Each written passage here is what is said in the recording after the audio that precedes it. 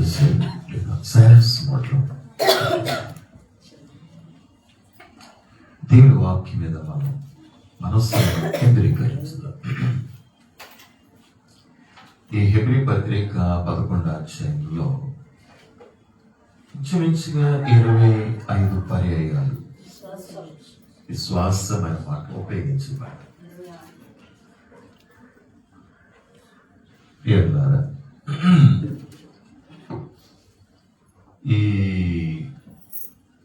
ఈ యొక్క 11వ అధ్యాయంలో గొప్ప సమూహం ఉంటుంది. ఇక్కడ విశ్వాస సమూహం విశ్వాసం ద్వారా జీవించారు, గొప్ప కార్యాలు చేశారు. విశ్వాసము ద్వారా ఎన్నో పరిస్థితులను వారు జయించారు. దీన్ని ఆధారం చేసుకుని 12వ అధ్యాయానికి వెళ్ళేసరికి ఇంత గొప్ప సాక్షి సమూహం ఈరోజు మనం కూడా రాబోయే తరానికి సాక్షి సమూహంగా మనం ఉండాలి. ఆ కాలం బట్టి దేవుడు మనల్ని ప్రత్యేకించుకున్నాడు. దేవుని స్తోత్రం. ఇక్కడ మోషే గురించి ఈ సమూహంలో, సాక్షి సమూహంలో మోషే గురించి కొన్ని మాటలు మనం ధ్యానం చేసుకుందాం. మోషే పెద్దవాడైనప్పుడు అని మాట్లాడబడి భౌతికంగా పెద్దవాడవటం గురించి కాదక్కడ రాయబడి, ఆధ్యాత్మికంగా అతడు అది ఎదుగుతా. నీవు భౌతికంగా ఒక పుట్టిన బిడ్డ ఈ లోకంలో జన్మించినప్పుడు దినదిన బిడ్డ ఎదుగుతుంది. చాలా సంవత్సరాలు అయిననుకోండి, ఒక బిడ్డను చూసి చాలా సంవత్సరాల తర్వాత చూస్తారు కదా, అరే ఎంత పెద్ద ఇప్పుడు ఆశ్చర్యం అనిపిస్తుంది. మనకు ఆశ్చర్యం అనిపిస్తుంది. ఒక పుట్టిన బిడ్డ ఏ విధంగా అయితే తను ఎదుగుతా ఉంటుందో, లేక ఎదుగుతూ ఉంటాడో, ఆత్మీయ జీవితంలో కూడా ఒక వ్యక్తి జన్మించినప్పుడు తన ఆత్మను తను ఎదుగుతూ ఉండాలి. దేవుని స్తోత్రం. ఆత్మలో కూడా ఎదుగుతా ఉండాలి. ఆ ఎదుగుదల గురించి పరిశుద్ధాత్మ ఇక్కడ స్పష్టంగా తెలియజేస్తా ఉన్నాడు. మోషే పెద్దవాడైనప్పుడు, ఏ విషయంలో పెద్దవాడైనప్పుడు? విశ్వాసములో పెద్దవాడైనప్పుడు, ఆత్మీయ జీవితంలో పెద్దవాడైనప్పుడు, ప్రార్థన జీవితంలో పెద్దవాడప్పుడు. దేవుని పిల్లల కాబట్టి పెద్దవాడైనప్పుడు చాలా మందికి ఆత్మీయ జీవితంలో ఎదుగుదల ఉండదు. మరుగుజ్జు క్రైస్తవులుగా చాలా మంది ఉంటారు.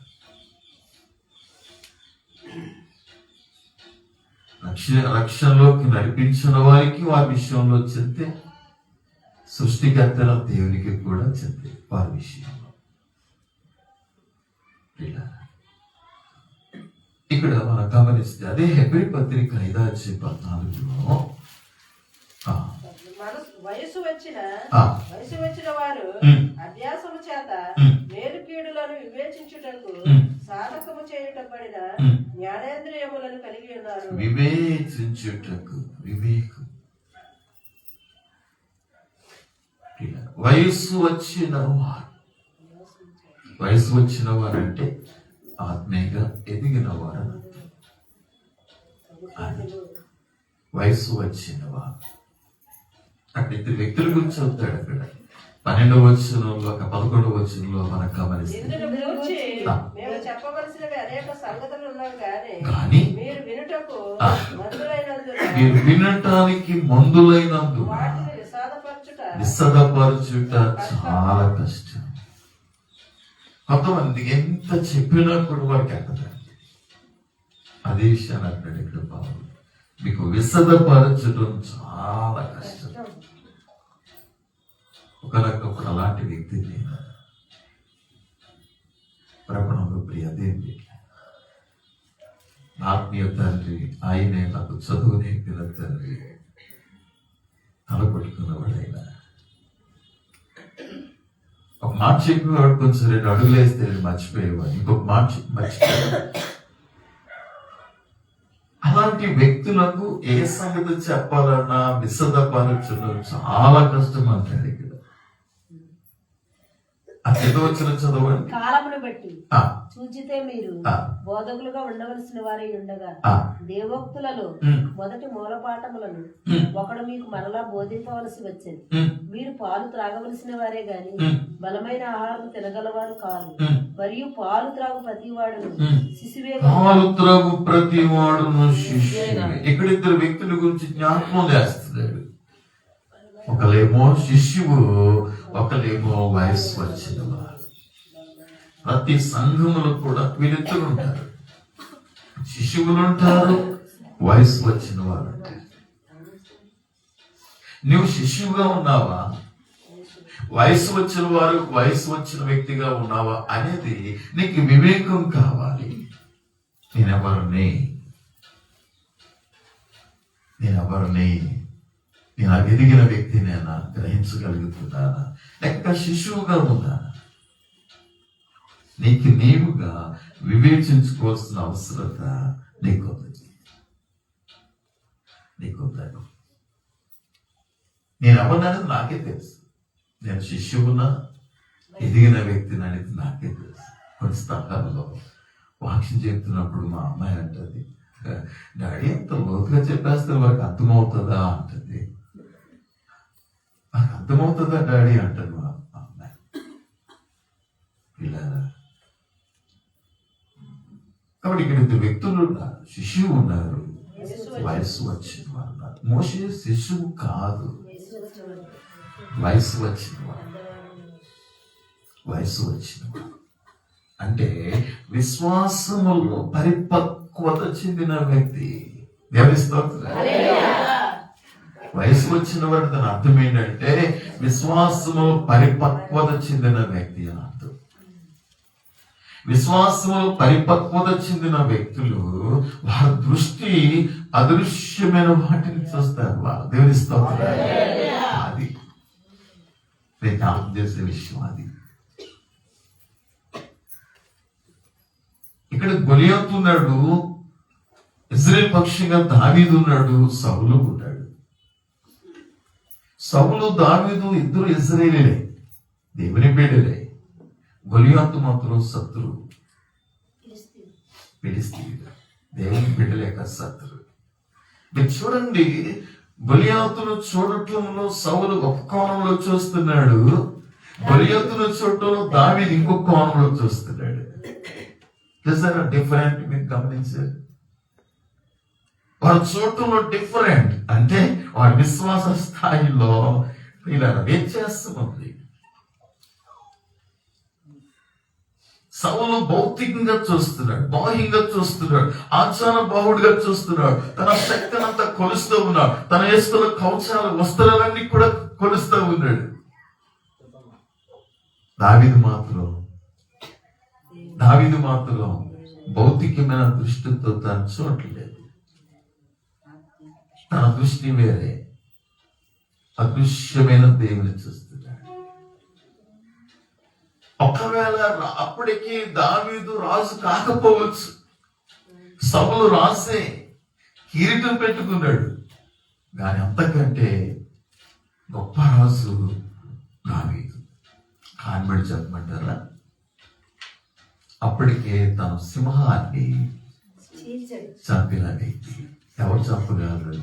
రాజే చంపగలరు. దేవుని స్తోత్రం. అది ఆశ్చర్య విషయం. అలాంటిది ఏమైనా జరిగిందా? సౌలు అలాంటిది ఏం చేయలేదు, కిరీటం మాత్రం పెట్టుకున్నాడు అంతే. ప్రజలు కోరారు కాబట్టి రాజుకు తగిన అర్హతలు సౌలు లేవు. దావీదు రాజు కాకపోయినా అంతరంగంలో రాజుకు సంబంధించినవన్నీ కూడా అప్పటికే తనకు కలిగి ఉన్నాడు. గనుకనే తన సింహాన్ని ఎదిరించి గొర్రె పిల్లను రక్షించాడు. ఎలుగుబంటిని ఎదిరించి గొర్రె పిల్లను రక్షించాడు. రాజే, దేవుని బిడ్డ.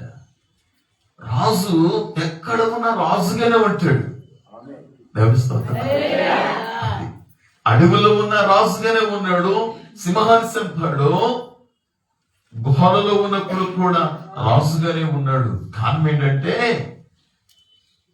సౌలును చంపడానికి దేవుడు అవకాశం ఇచ్చిన దావీదు నిగ్రహించుకోగలిగాడు. రాజు కాబట్టి తను నిగ్రహించుకోగలిగాడు. నేను ఈ వ్యక్తిని చంపను. ఈ వ్యక్తి స్పెషల్. ఈ వ్యక్తి దేవుని చేత అభిషేకించబడిన వాడు. నీకు తెలుసు, ఎవరు దేవుని చేత అభిషేకించబడ్డారో వారికి ఇవ్వాల్సిన గౌరవం, వారికి ఇవ్వాల్సిన బయట నువ్వు ఇవ్వగలుగుతున్నావా? ఏదో రాజైన దావీదు ఇవ్వగలిగాడు. రాజైన దావీదు ఇవ్వగలిగాడు. ఆయన సామాన్య వ్యక్తి కాదు. దేవుని చేత అభిషేకించబడ్డాడు కాబట్టి నేను ఆయన జోలికి వెళ్ళను. తెలుస్తూ ఆయనకి తెలుసు అలాంటి వారి జోలికి వెళ్తే ఏం జరుగుతుందో, దాని పర్యవసానం ఏంటో తనకు బాగా తెలుసు. అందుకు నేను చంపకుండా అడ్డగించాడు. దేవునికి ఆ తీర్పుని అప్పగించాడు. దేవునికి ఆ సమస్యను అప్పగించాడు తప్ప నేను మాత్రం జోక్యం చేసుకోను అన్నాడు. ఎప్పుడు దేవుడికి అప్పగించాడో దేవుడు సౌలు చూసుకున్నా. దేవుని స్తోత్రం. దేవుని బిడ్డ, నీ విశ్వాస స్థాయిలో ఎదిగితే నీ దృష్టి ఇంకొక విధంగా ఉంటుంది. సౌలు బాహ్యంగా చూస్తూ ఉన్నాడు గొలియాతుని. గనుకనే దావీదుకి ఏం చేస్తాడో తెలుసా? తన వస్త్రాలు, తన ఆయుధాలు,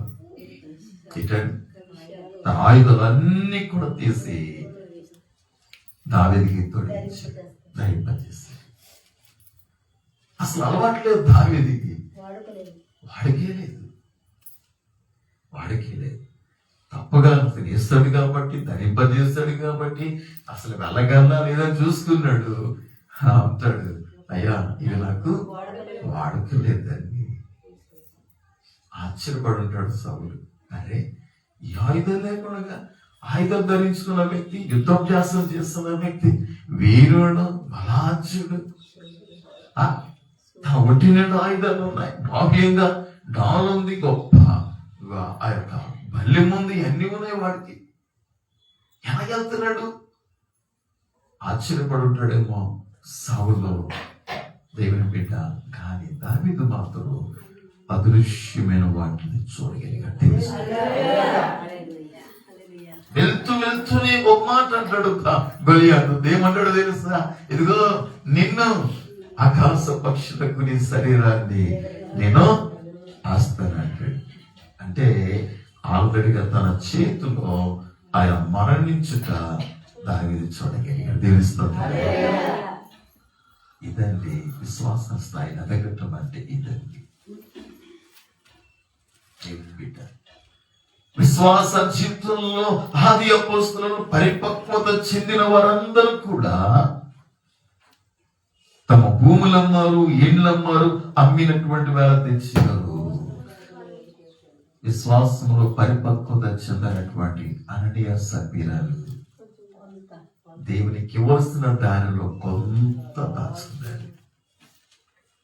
అంటే వారి మైండ్ అంతా కూడా దేవుని మీద ఉండవలసినటువంటి మైండ్ దాచుకున్న డబ్బు మీద వారి మనసులను కేంద్రీకరించారు.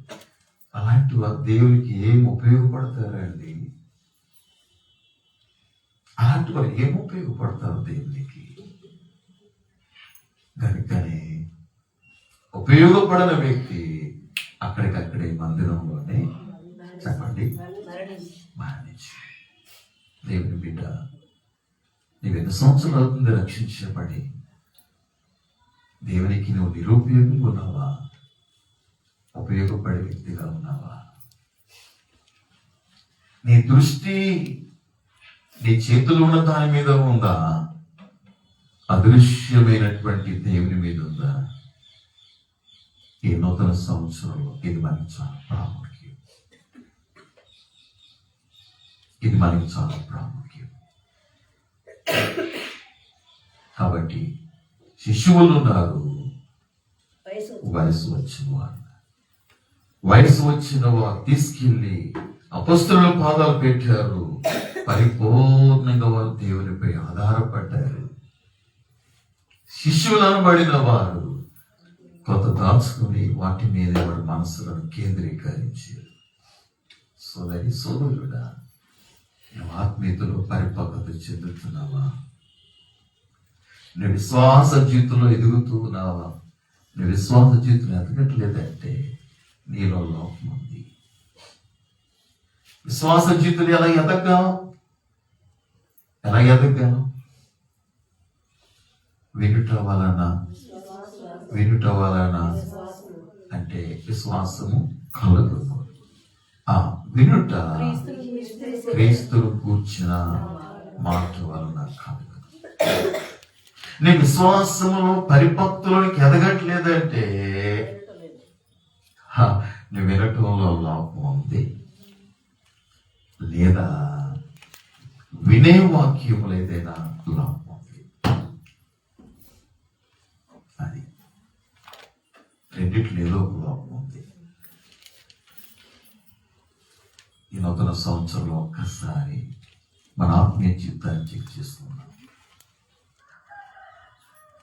వయస్సు వచ్చిన వారు అభ్యాసం అంటే తెలుసా? రెండు ఉంటాయి.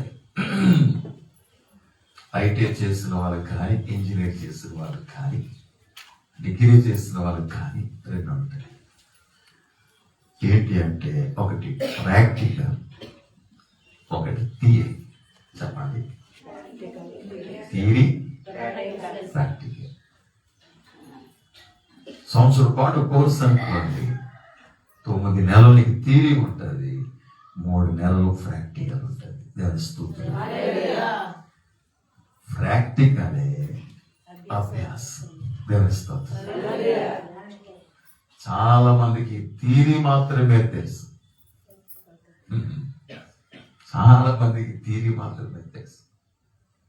వినడానికి వింటారు, బయటికి వెళ్ళగానే దులిపేస్తారు. వినడానికి వింటారు, బయటికి వెళ్ళగానే దులిపేస్తారు. వాళ్ళ జీవితంలో ప్రాక్టికల్ ఉండదు. నువ్వు థియరీ నేర్పిన తర్వాత వాళ్ళు ఏం చేస్తారంటే నీకు అన్ని వస్తువులు ఇచ్చి చేయకపోమంటాడు. వస్తువుని ఏం చేయాలంటారు? నొచ్చాయి అంటే నేను కార్పెంటరీ మా మేనమామ గారు ఫిట్టర్ నేర్పినా, వెల్డర్ నేర్పినా అవి ప్రమాదకరమైనవి. అంటే నాడ్చి పెట్టుకున్నారు మా మేనమామ, నాకు తెలియదు. అవి ప్రమాదకరమైనవి. ప్రమాదం లేదు ఏదంటే కార్పెంటరీ. ఆ కార్పెంటరీ ట్రైనింగ్ నాకు ఇప్పించింది మా మేనమామ.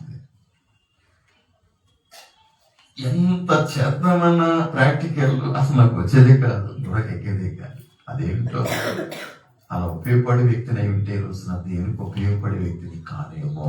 దేవుని స్తోత్రం.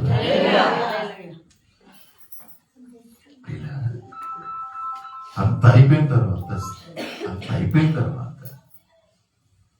ట్రైనింగ్ అంత అయిపోయిన తర్వాత నా ఓన్గా మా నాన్నగారు, మా మేనమామ గారి ఇంట్లో అద్దుకున్న వాళ్ళు ఏదో ఒక వస్తువు చేయమన్నారు, సామాన్ పెట్టుబడి వస్తువు. నేను కళ్ళు కొనుక్కొచ్చి ఆ వస్తువులో కొని అది చేసి ఒక చిన్న వస్తువు చేశాను. నాకు నేను ఎంత మురిసిపోయానో. సేల్స్ పెట్టేది నాకు నేను ఎంత మురిసిపోయానో. ఏదేం బిడ్డ, అది ప్రాక్టికల్ అంటే. దేవుని బిడ్డ, ఏ బోధన వింటున్నావో దేవుడు ఆ అనుభవంలోనికి, దేవుడు వాక్యం ఏం చేస్తే తెలుసా, ఆ అనుభవంలోనికి నేను నిట్టుతుంది. దాన్నే మార్కు సువార్త 4వ అధ్యాయంలో 16వ వచనంలో ఆ మాట అక్కడ రాయబడింది. తర్వాత చదువుతారా? స్పీడ్ గా రండి. అటువాలే రాతి నేల విత్తబడిన ఎవరనగా వాక్యం విని సంతోషముగా అంగీకరించువా అయితే వారిలో వేరు లేనందున కొంతకాలము నిలుతురు గాని వాక్యము నిమిత్తం శ్రమ అయిన హింస అయినను కలగగానే అభ్యంతరపడుదురు. ఏ హింసలండి అవి? ఏ హింసలవి? వాక్యము నిమిత్తం. ఇది అర్థమైంది మాట. మళ్ళీ ఒకసారి మాట జ్ఞాపకం రిపీట్ చేయండి ఒకసారి. వాక్యం విని సంతోషముగా అంగీకరించు వారు. ఇది తీరి, దాని తీరి అంటారు. ఏంటంట? పాఠాలు వినటం అది తీరి. ఒక వస్తువు చేయటానికి ఒక పాఠం నేర్పుతారు టీచర్స్, దాని తీరి అంటారు. తీరి తర్వాత ఏముంటదంటే ప్రాక్టికల్. ఏ వాక్యం అయితే నువ్వు విన్నావో ఆ వాక్యం నేను ఏం చేస్తుందంటే అనుభవంలోనికి నడిపిస్తుంది, శోధనలోనికి నడిపిస్తుంది. ఒక రోజున దేవుడు యోసేపుతో మాట్లాడాడు. యోసేపుతో ఎలా మాట్లాడాడంటే దర్శనమిచ్చి మాట్లాడాడు. కళ త్వరగా మాట్లాడాడు. ఇప్పుడు కదా మన కళ అక్కర్లేదు. ఇప్పుడు నా కళ మనకేం అక్కర్లేదు.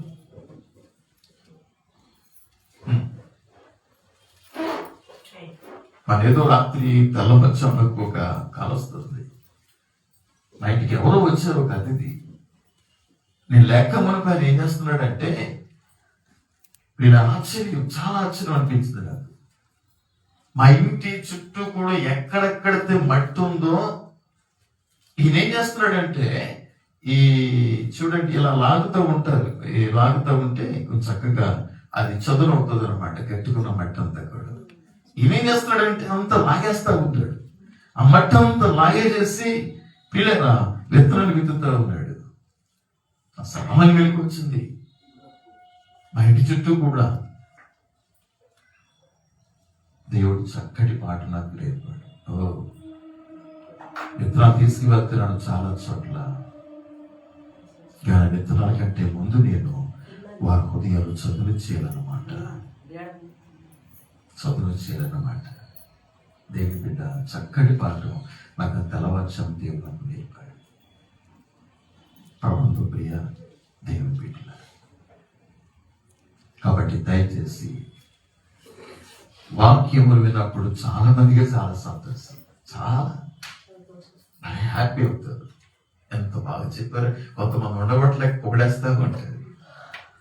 పెద్దవాళ్ళు వెళ్ళినప్పుడు కూడా ఆయన అంతా పొగుడుతున్నారు.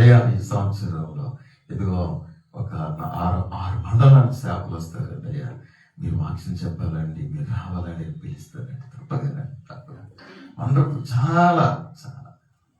కానీ ఆ వాక్యం అనుభవంలోకి నడిపిస్తుందనే సంగతి ఎంతమంది ఎరిగెదురు. ఆ అనుభవం నీకు లేకపోతే నీ దగ్గర చెప్పడానికి ఏమి ఉండదు. చాలా మంది అనుభవం ఉండదు కాబట్టి వారి దగ్గర ఏముండదు. దేవుని బిడ్డ వాక్యం సంతోషంతో వారు దాన్ని అంగీకరిస్తారు. కానీ అయితే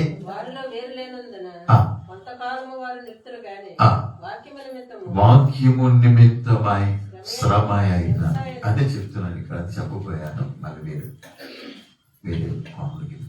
యేసేపుతో దేవుడు కళ ద్వారా మాట్లాడాడు. ఏ విధంగా మాట్లాడాడంటే దేవుని బిడ్డ ఒకసారి జ్ఞాపకం చేయండి. 105వ సంకీర్తన 19వ వచనానికి ఒకసారి రండి. స్పీడ్ గా రావాలి. కొంచెం దాని పై వచ్చిన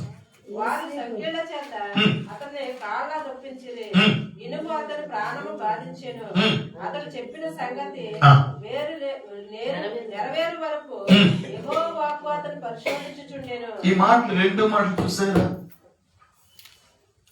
ఇక్కడ 2 మాటలు ఉన్నాయి. 18వ వచనంలో ఒక మాట ఉంది, 19వ వచనంలో ఒక మాట ఉంది. వినండి, జ్ఞాపకం చేస్తారు. ఈ 2 వచనాలకి చాలా కాలం గ్యాప్ ఇది. 19వ వచనంలోనేమో అతడు చెప్పిన సంగతి అంటే యేసేపు ఒక రోజున పొలములో పనిచేస్తున్నప్పుడు, అన్నదమ్ములందరూ పనిచేస్తున్నప్పుడు ఆ పని వారు ఒక యేసేపు యొక్క పాన నిలబడి ఉంది స్ట్రైట్ గా.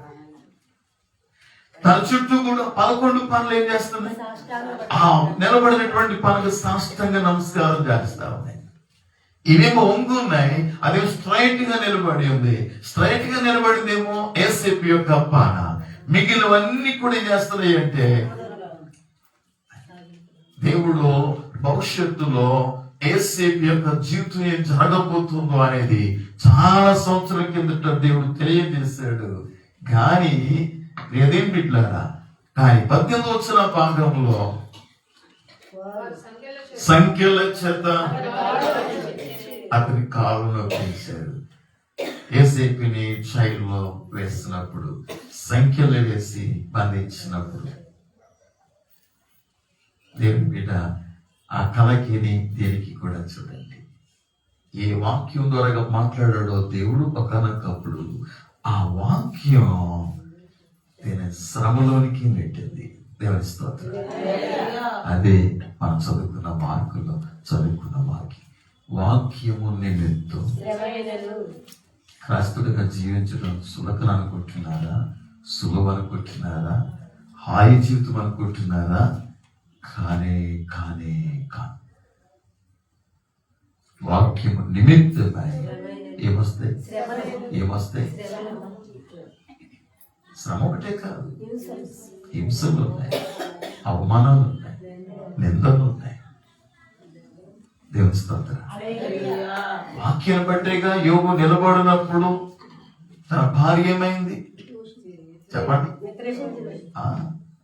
వ్యతిరేకం చేస్తాడు, సాతాడు చేస్తాడు, అవసరమే చేస్తాడు. నీ ఇంట్లో ఉన్న వాళ్ళకి వ్యతిరేకలు అవుతారు. నువ్వు నిలబడగలవా?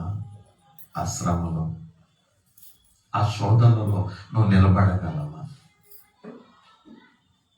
దేవుని బిడ్డ, వాక్యం వ్యక్తమే శ్రమ హింసైనను కలగగానే ప్రాక్టికల్ జీవితం లేని వారు ఖచ్చితంగా అభ్యంతరపడతారు.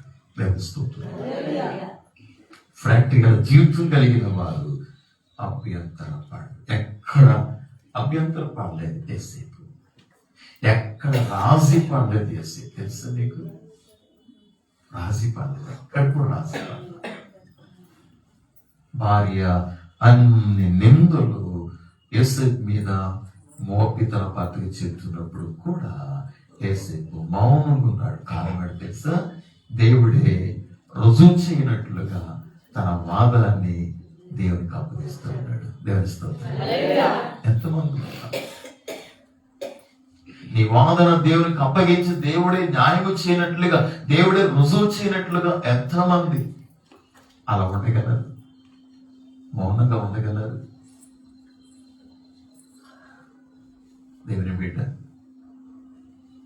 యజమానురాలు అనే నిందలు మోపునప్పుడు మీరు చూడండి, ఆ ఊరు దేశం ప్రజలందరూ కూడా యేసేపు ఎంతమంది ఉమ్మేస్తుంటారో, ఎంతమంది హానికరం మాట్లాడుంటారో, తిట్టుకుని ఉంటారో, దూషించి ఉంటారో, శాపనాలు పెట్టుంటారో. మీరు ఊహించగలరా? మీరు ఊహించగలరా? దేవుడే రుజువు చేశాడు. నా కుమారుడని యేసేపు మీరు అనుకున్నట్లుగా కాదు అని చెప్పి సింహాసనాన్ని తీసుకువెళ్తే ఎంతమంది మోపరో నేరాలు, ఎంతమంది వ్యతిరేకంగా మాట్లాడారు. అందరు కూడా వందనం చేయండి అన్నాడు ఫరో. అందరు ప్రే చేస్తున్నారు తెలుసా? యేసేపు వెళ్తా ఉంటే అందరూ సాష్టాంగ పడుతున్నారు. దేవుని స్తోత్రం. దేవుడు రుజువు చేశాడండి. దేవుడు రుజువు చేశాడు. దేవుని బిడ్డ, తాత్కాలికంగా లోకమే నెగ్గుతుంది, తాత్కాలికంగా సాతాను రాజ్యమే చలామణిలో ఉంది. క్రైస్తవులు ఓడిపోయినట్లుగా తాత్కాలికంగా ఉంది ఈ లోకంలో, కానీ ఎప్పటికీ ఓడిపోరు వాళ్ళు. ఎక్కడ అవమానం కలుగుతుందో రెట్టింపు ఘనతకు పాత్రులుగా చేస్తానని ఆయనే అభిమించాడు. చదవండి జెఫన్యా గ్రంథం 3వ అధ్యాయంలో 19 నుంచి ఒకసారి జ్ఞాపకం చేస్తాడు. ఆ కాలమున నిన్ను హింసపెట్టిన వారందరినీ నేను శిక్షింతును, కుంటుచు నడుచు వారిని నేను రక్షింతును, చెదరగొట్టబడిన వారిని సమకూర్చుదును. ఏ ఏ దేశంలో వారు అవమానము నొందరో అక్కడ నేను వారికి ఖ్యాతి మంచి పేరు నేను కలగజేస్తాను. దేవుని స్తోత్రం. ఎక్కడెక్కడ అవమానం కలిగిందో నీకు అక్కడే నీకు ఖ్యాతి మంచి పేరు. ఇంకా ఇంకేందునేముంటుంది? ఆ కాలమున మీరు చూచుచుండగా నేను మిమ్మల్ని శరీరం నుండి రప్పించి మిమ్మల్ని సమకూర్చిన తరువాత మిమ్మల్ని నడిపించను. నిజముగా భూమి మీద ఉన్న జనులందరి దృష్టికి నేను మీకు ఖ్యాతిని మంచి పేరును తెప్పించును. ఇదే యెహోవా వాక్కు. నిజముగా యేసేపు రుజువు చేసుకున్నాడు. తన వాదన దేవునికి అప్పగించాడు. ఆయనే రుజువు చేయాలి, నా పక్షంగా ఆయనే మాట్లాడాలి, నా పక్షంగా ఆయనే నిరూపించాలని చెప్పి యేసేపు మౌనం వహించాడు. దేవుని బిడ్డ మౌనం వహించాడు. ఇదే ప్రాక్టికల్ జీవితం అంటే ఇదే. కాబట్టి వయసు వచ్చిన వారు తర్వాత పాలు త్రాగేవారు, వయసు వచ్చిన వారు. నువ్వు వయసు వచ్చిన కోవలో ఉన్నావా, లేకుంటే పిల్లల కోవలో ఉన్నావా, పాలు త్రాగి కోవలో ఉన్నావా? దయచేసి దేవుని బిడ్డ యేసు ప్రభువు ఒక వ్యక్తి గురించి ఈ విధంగా మాట్లాడాడు. యోహాను సువార్త 3వ అధ్యాయం 10వ వచనం ఒకసారి జ్ఞాపకం చేయండి. వీటిని అడగవా?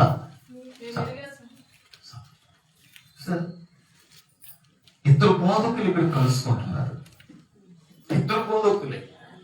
యేసయ్యేమో పరలోక సంబంధమైన బోధకుడు యేసయ్య, నికోదేమేమో భూ సంబంధమైన బోధకుడు నికోదేము. దేవుని ఒకరి పరసంబంధమైన బోధకుడు, ఒక వ్యక్తి ఏమో చెప్పండి భూ సంబంధమైన బోధకుడు.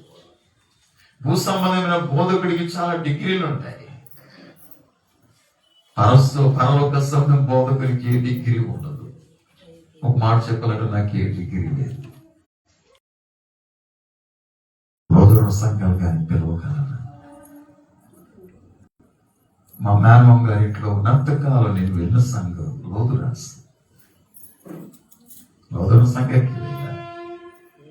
ఈవెన్ అకేషన్ అయితే పాటలు మాత్రమే ఛాన్స్ ఇచ్చేవాడు. పాటలు పాడితే ప్రైజ్, మొదటి ప్రైజ్ వచ్చేది. బైబిల్ క్యూస్ పెడితే మొదటి ప్రైజ్ నాకే వచ్చింది. ఎవరికోరని కోరాడు. అందరూ అనుకునేవారు క్లర్క్ గారు మేనాలండి, కావాలి మేనాలండి వెళ్ళాను.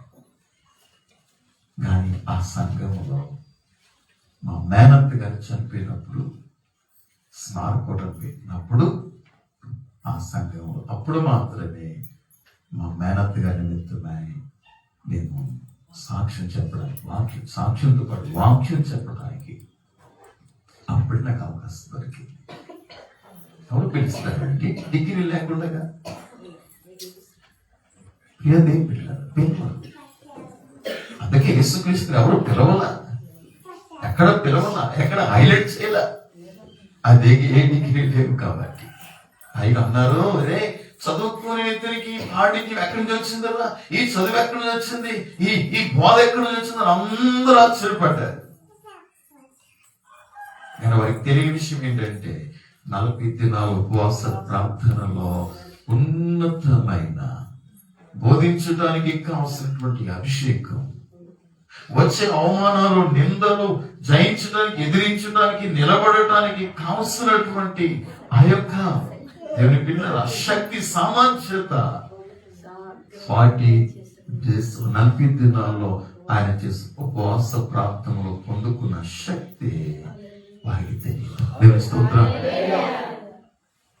దేవుని బిడ్డ నీవు అర్హుడుగా ఉండాలి అంటే అదే మెయిన్. ఫాస్టింగ్ ప్రేయర్, ఒంటరిగా విడవబడట్టు, ప్రభుత్వ సహవాసంలో ఉండట్టు, మించింది మరొకటి లేదండి. దేవుని స్తోత్రం. మించింది మరొకటి లేదు. కాబట్టి ఈయన యూదుల అధికారి, ఈయన అధికారి, ఒకవైపునేమో యూదులకు అధికారి. మొదటి వచనం చదవండి, 3:1. యూదుల అధికారి అయి నికోదేము పరిసయ్యుడు ఒకడు ఉండెను. ఇతడు పరిసయ్యుడు. ఆపండి, ఇతడు పరిసయ్యుడు. మందిరానికి వెళ్ళినటువంటి ఆ పరిసయ్యుడు ఏమన్నాడు చెప్పండి? నేను వారానికి 2 మార్లు చెప్పండి ఫాస్టింగ్ ఉంటున్నాను, నా సంపాదన ఎంత ఇస్తానన్నాడు? 10% ఇస్తున్నాను అన్నాడు. డాయిగా చెప్తున్నాడు. ఆ పరిశీలక తీరి అది, పరిశీలక అతిశయం అది. ఏమో మాది అనే గర్వం ఈ పరిశీలక. పౌలు కూడా అదే కదా అంటాడు, నేను పరిశీలన అంటాడు. ధర్మశాస్త్రములో నిష్ఠగల పరిశీలన అంటాడు. కానీ ఆ డిగ్రీలు అదంతా విడిచిపెట్టేసి ఆమె దేవుని దగ్గర 3 దినాలు ఫాస్టింగ్ ఉన్నప్పుడు, దేవుని పిల్లల ఒక నూతనమైన అభిషేకాన్ని తను పొందుకున్నాడు. దేవుని స్తోత్రం. 14 పత్రికలు రాశాడు పౌలు. ఎన్నో సంఘాలు స్థాపించాడు, పెద్దల్ని నియమించి వెళ్ళిపోతా ఉండేవాడు. అదసాక్షి అయిపోయాడు. 3 days ఫాస్టింగ్ లో అద్భుతమైన అభిషేకాన్ని పొందుకున్నాడు. ఆ ఫాస్టింగ్ ఏం కాదు, తరచుగా ఉపవాసం అంటాడు. తరచుగా జాగరణ, ఏంటి ఉపవాసం చేశాడు. దేవుని బిడ్డ, ఎందుకు ఉపవాసం అంటే నీ శరీరాన్ని నీ అదుపులోనికి తీసుకోవాలంటే ఒకటే మార్గం. దేవుని స్తోత్రం. అదొకటే మార్గం. ఇది ఎలా పడుతుంది? ఈ శరీరం ఎలా పడుతుంది? ఫాస్టింగ్ ద్వారా మాత్రమే నువ్వు కంట్రోల్ చేయగలవు, మించింది మరొకట్లే. ఎందుకంటే తెలుసా, ఈ వయసు వేరు, దీని వయసు వేరు, ఆత్మ యొక్క వయసు వేరు. ఇద్దరిని పోల్చుకుంటే ఏ వయసు ఎక్కువ? దీని వయసు ఎక్కువ. దీని వయసే ఎక్కువ. పెద్దోడు ఎప్పుడు కూడా రా అంటాడు. పెద్దోడు ఎప్పుడు కూడా చిన్నోడు మీద అవునా కాదంటారు, అవునా కాదంటారు. మరి పెద్దోడు ఎవరు? శరీరమే. చిన్నోడు ఎవరు? అందుకని ఈ శరీరాన్ని నీకు లొంగాలంటే, నువ్వు లోపరుచుకోవాలంటే, నీ కంట్రోల్ తీసుకోవాలంటే తరచుగా పౌలకి కాదు, తరచుగా నీకు నాకు కూడా ఫాస్టింగ్ అనేది అవసరం. దేవుని స్తోత్రం. తరచుగా ఉపవాసం చేస్తాడు.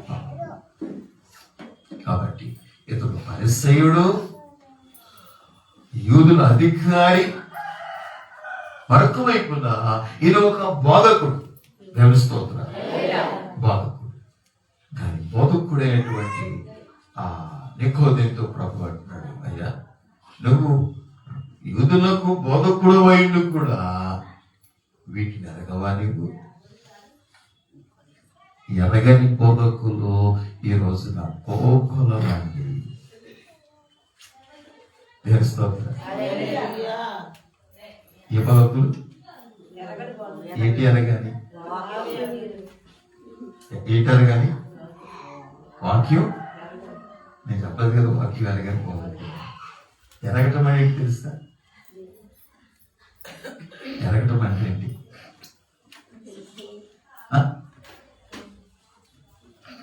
ఎరగటం అంటే దానిని రెవల్యూషన్ అంటారు ఇంగ్లీష్లో. దానిని ప్రత్యక్షత అంటారు. తెలుస్తుంది. దానిని ఇంకా ఏమంటారు చెప్తాను పేరండి, ప్రేమ అంటారు. చెప్పండి, ప్రేమ చెప్పండి. లోకోస్ చెప్పండి. ఇది లోకోస్. రాయబడినంతా కూడా లోగోస్. రేమండ్ ఏంటో తెలుసా? ఆ సందర్భాన్ని బట్టి దేవుడు మనతో మాట్లాడిన మాట రేమాట తెలుస్తుంది. ఒకసారి కొంతమంది యవనస్తులు ఒక మీటింగ్కి వెళ్ళి, స్త్రీ ఒక 3-4 స్త్రీలు మీటింగ్కి వెళ్ళారు. మీటింగ్ ముగించుకుని తిరిగి వెళ్ళిపోతున్నారు. రేటు ఈ లోపల ఒక పెద్ద ఏరు ప్రవహిస్తూ ఉంది, బాగా ప్రవహిస్తూ ఉంది. మీరు దాటడానికి ఎలాంటి సాధనాలు ఎదుర్కొలేవు.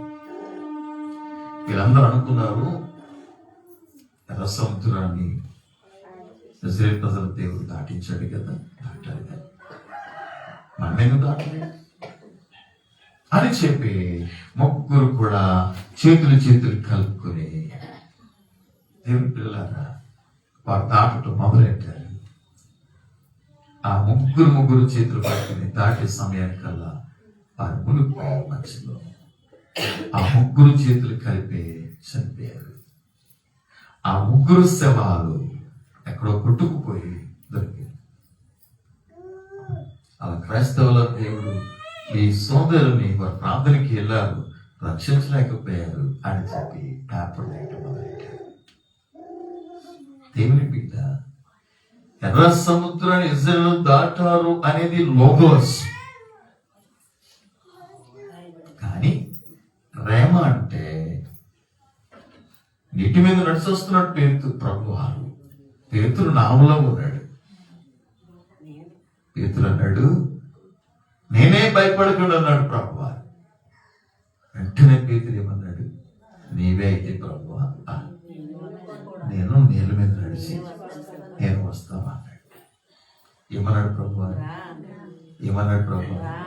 రా అన్నాడు. అదే రేమ. వివరిస్తాం. వారు లోగోసును పట్టుకుని వారు ముందుకు వెళ్ళారు, చచ్చారు.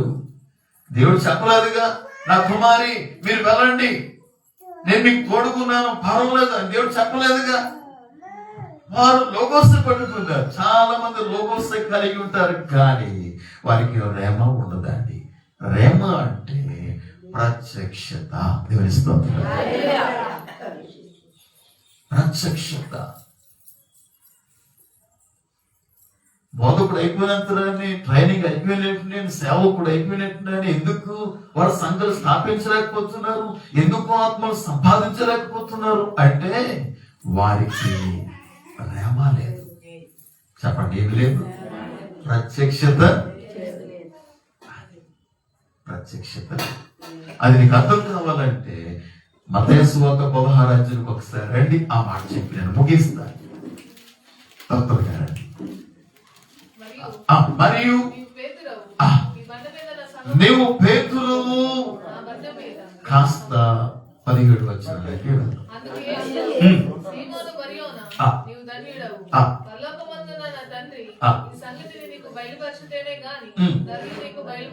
ఇక్కడ ప్రభు స్పష్టంగా అడుగుతున్నారు, మీరు నన్ను గురించి మీరేమనుకుంటున్నారు అడిగాడు ప్రభు వారు. ఏమన్నారు? నన్ను గురించి మీరేమనుకుంటున్నారు అన్నారు. అందులో ఎవరో చెప్పలేకపోయారు. కానీ వెంటనే పేతురు అన్నాడు, అయ్యా నీకు ఎవరో కాదు, సజీవుడు పైన దేవుని కుమారుడు అయిన క్రీస్తువు అన్నాడు. ఆ మాట చెప్పాడు. దానికి వెంటనే ప్రభు అన్నాడు, మరియునా నువ్వు ధన్యుడు, పరలోకమందున్న నా తండ్రి ఈ సంగతి నీకు బయలుపరిస్తేనే కానీ నరులు నీకు బయలుపరచాలి. అర్థమైందా? పరిశుద్ధాత్ముడు ఒక సత్యాన్ని నా అంతరంగంలో బయలుపరిస్తేనే అది మీకు జీవనివ్వగలదు, అది మిమ్మల్ని విశ్వాసంలో నడిపించగలదు.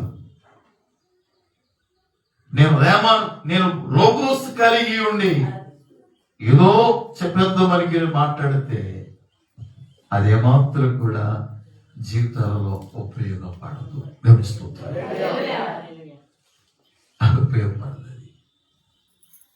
ఎప్పుడైతే నువ్వు సజీవుడు అయిన దేవుడు కుమారుని క్రీస్తు అంటే ప్రభు అన్నారు, మరియు నన్ను ధన్యుడా, పరలోకమందున్న నా తండ్రి ఈ సంగతి నీకు బయలుపరిస్తేనే కానీ.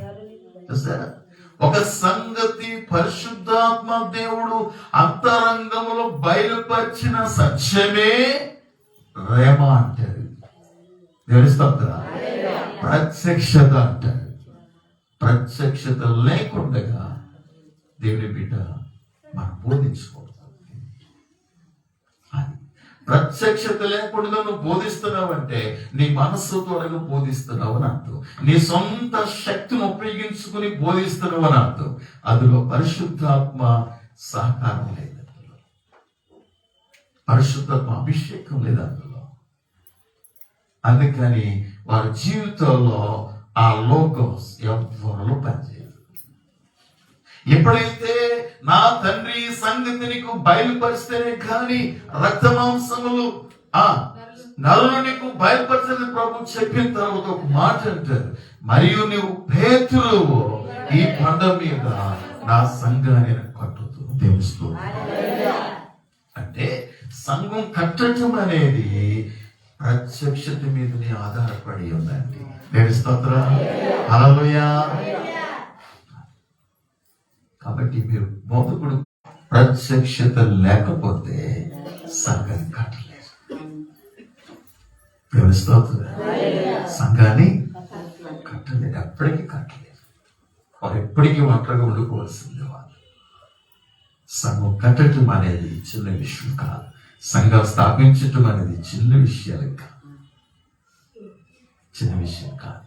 కాబట్టి దేవుని బిడ్డలారా, దేవుని బిడ్డలారా, కాబట్టి ఈ బండ మీద నా సంఘాన్ని కడుతాను. ఈ బండ మీద నా సంఘాన్ని కడతాను. పాతాళలోక ద్వారాలు. అదే టైం అయిపోయింది, టైం అయిపోతుంది. ఆడేరు వీళ్ళం, ఆడేరునండి పెద్ద బయలు వెళ్తున్న మార్గంలో ఒక స్థలానికి వెళ్ళేసరికి అలా పెద్ద శబ్దం వచ్చేస్తుంది. బాబు లోపల ఏంటైపోయిందో కారు అనుకున్నాను. ఆడగా మీటింగ్ వరకు ఫాస్ట్ గా మాట్లాడుతున్నా, పెద్ద సౌండ్ వస్తా ఉంది. అక్కడ కారు ఆపిస్తానికి అలా టైరు పేరుకోవలసిన టైరు. ఆశ్చర్యం, ఆ లోపల పైన ఉన్నటువంటి ఆ పొరంతా కూడా వచ్చేస్తుంది, వచ్చి సందులో వెళ్ళిపోయింది ఆ టైర్. ఎంత శోధన, ఎంత శోధన, ఎంత ఆటంకం. ప్రబంధ పిల్లల మళ్ళీ అక్కడ టైర్ మార్చుకుని ఎంత శ్రమపడ్డామంటే ఆ రోజున పాపం బ్రదర్ కనకరాజు చాలా సఫర్ అయ్యారు. మళ్ళీ ఎక్కడ టైర్ దొరకల. మళ్ళీ ఆ పాడేరు వచ్చి మళ్ళీ సెకండ్ హ్యాండ్ కూడా ఎక్కడ కొత్త టైర్ వేయించుకుంటేనే కానీ ఒక సువాత తీసుకువెళ్ళడానికి సాతని కట్టగింపులు ఎలా ఉంటాయనేది జస్ట్ మీకు చెప్తా ఉన్నది ఆ విషయం. తీరా టైర్ మార్చుకుని వెళ్ళి మళ్ళీ అక్కడి నుంచి బ్రదర్ కొండబాబు గారు మళ్ళా 8 కిలోమీటర్లు వెళ్ళాలన్నా, అంత కొండలోకి వెళ్ళాలన్నా టైర్ లేదు. ఇప్పుడు ఒకే టైర్. ఇప్పుడు ఎక్కడ ఏదైనా అయిందా మేము పని చూడండి ఎట్లాగా ఉంటారు కొండల్లో. పిల్లారా అక్కడికి వెళ్ళేసరికి అది 2 అయిపోయింది. అందరూ యవనొస్తలేదండి, సంఘం నుండి యవనొస్తలేదు. అవునండి, వృద్ధులున్నారు అక్కడ ఎవరైనా? అస్సలు వృద్ధులు లేదండి. ఎంత ఆశ్చర్యం. ఇటు యవనొస్తులు, ఇటు యవనొస్తూ రాదు. చాలా చాటిగా మనం చూస్తుంది. నాకు ఒక వాక్యానికి ఇంకొక సిస్టర్ వచ్చారు, నీలిమ గారికి సాక్ష్యం ఇచ్చారు. ఆ సాక్ష్యం అయిన తర్వాత నాకు వాక్యం ఇచ్చారు.